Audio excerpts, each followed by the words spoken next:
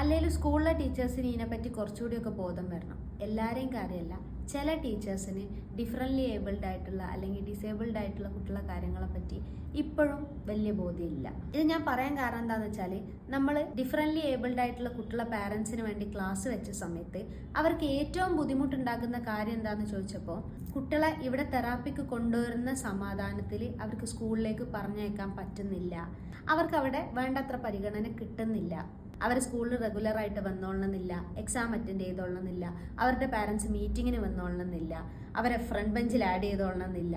എന്നിട്ട് അവർക്ക് പറയാനുള്ളത് ഇങ്ങനത്തെ കുട്ടിക്ക് വേണ്ടിയിട്ടല്ലേ സ്പെഷ്യൽ സ്കൂൾസ് ഉള്ളത് എന്നാണ്. നമ്മൾ ചോദിച്ചത് നിങ്ങൾക്ക് ഇത് മാനേജ്മെന്റിനോടോ അല്ലെങ്കിൽ ടീച്ചേഴ്സിനോട് തന്നെ ചോദിച്ചുകൂടെ എന്നുള്ളതാണ്. അപ്പോൾ എനിക്ക് രണ്ട് കാര്യം പറയാണ്ടായിരുന്നത്. രണ്ടാമത്തെ കാര്യം, ടീച്ചേഴ്സ് വിവരമുള്ള ആൾക്കാരല്ലേ, ഇവർക്ക് കുറച്ചുകൂടി കെയർ വേണം എന്നുള്ളത് നമ്മൾ പറഞ്ഞു കൊടുക്കേണ്ടതുണ്ടോന്നാണ്. ഇതന്നെയാണ് ടീച്ചേഴ്സിനെ കുറിച്ച് എല്ലാവർക്കും ഉള്ള ധാരണ. ഇനി ഒന്നാമത്തെ കാര്യം, ഞങ്ങളിത് കംപ്ലൈന്റ് പറയേ ചെയ്തു കഴിഞ്ഞാൽ ഞങ്ങളെ മക്കളെ ഇപ്പം നോക്കുന്ന രീതിയിൽ നോക്കൂലേ എന്നുള്ള പേടിയാണ്.